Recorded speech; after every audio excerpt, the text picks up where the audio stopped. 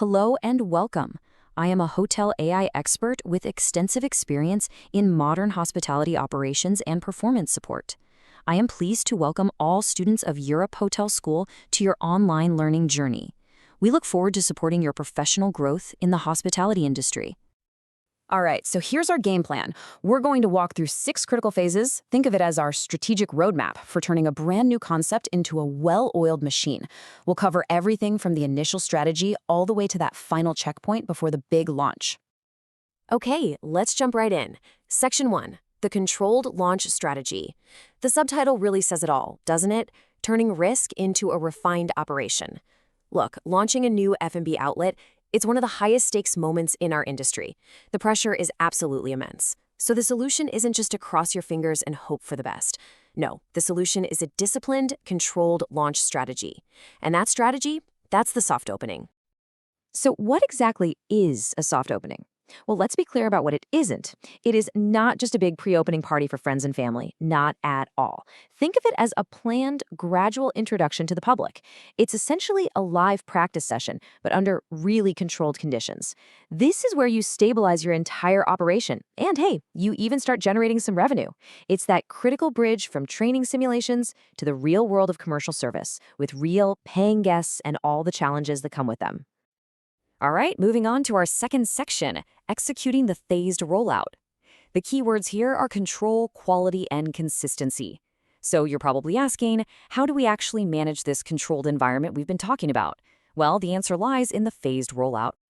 So here's what that looks like in practice. It's a few simple but super effective steps. First, you limit your seating capacity. Don't open the floodgates. Maybe you operate at 50% capacity, just to make sure the team doesn't get overwhelmed right out of the gate.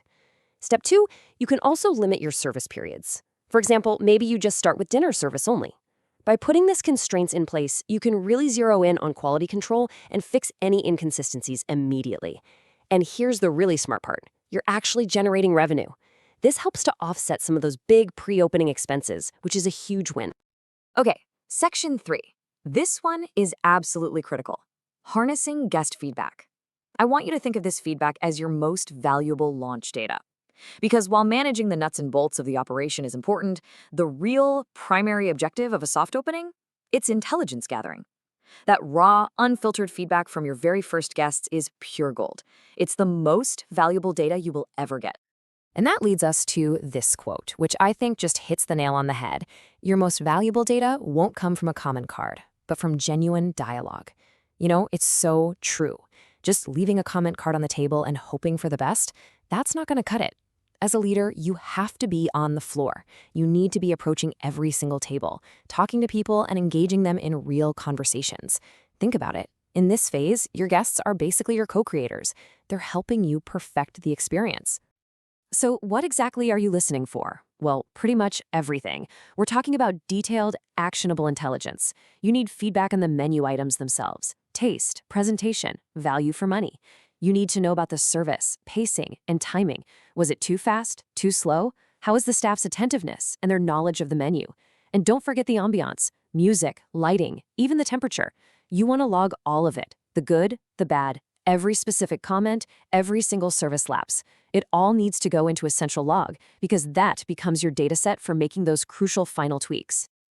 Next up, let's talk about mastering service and recovery. Look, things are going to go wrong. It's inevitable. In fact, a soft opening is designed to uncover these problems before you're at full capacity. But here's the thing. A service lapse is not a failure. I want you to see it as an opportunity. This is your chance to master the art of service recovery and literally transform a mistake into guest loyalty. And this table really shows you that mindset shift in action. On one side, you have the problem, a service lapse. That's a potential negative experience, right? It could easily lead to a poor review online. But look at the other side, the opportunity. If you handle it right, it becomes a memorable recovery. It turns into an empowered, positive interaction. And instead of risking a bad review, you actually build lasting guest loyalty. This is why it's so important for managers to be empowered to offer an immediate, tangible solution. Comp a dessert, take an item off the bill. That's how you turn things around. Okay, so remember all that data we've been gathering from our guests? Well, now it's time to put it to work. This is where all that listening and logging pays off. We're moving into data-driven menu adjustments. It's all about engineering your menu for success using real hard data. What you're looking at here is a classic menu engineering matrix, and it's being fueled by all that fantastic soft opening data. Let's walk through it. See the sea bass? High popularity, high profitability. That's a star. You don't touch those. Now look at the truffle risotto. Low popularity, but high profit. That's a puzzle. The question is, can we promote it better? Can we train the staff to sell it more effectively? Then you have the lamb rack. High popularity, but low profit. That's a signal that you need to go back and recost that dish or adjust the portion. And finally, the duck confit. Low popularity and low profit. This is your chance before the grand opening to make the tough call and maybe remove or replace it to strengthen the entire menu. So after all of this work, the rollout, the feedback, the adjustments, the biggest question of all still looms. Are you ready for the grand opening? This isn't just a casual decision, it's what we call the certification checkpoint. So how do you know when the soft opening is officially done? Well, the answer can't just be based on a gut feeling. It has to be a formal certification. The soft opening officially concludes when two things have happened. One, the team is certified ready based on actual performance metrics to operate at 100% capacity. And two, all of those major operational issues you uncovered have been permanently resolved. Not patched over, resolved. Only when you can check both of those boxes are you actually ready for the main event. And, when you really think about it, the soft opening is so much more than just a process. It's a leadership mindset. It's about embracing rapid iteration, constantly learning and adjusting. It's having the discipline to be truly data-driven and the humility to make changes without ego getting in the way. Frankly, that's what separates a good operator from a truly great F&B leader in today's world. This is the very mindset that defines modern hospitality.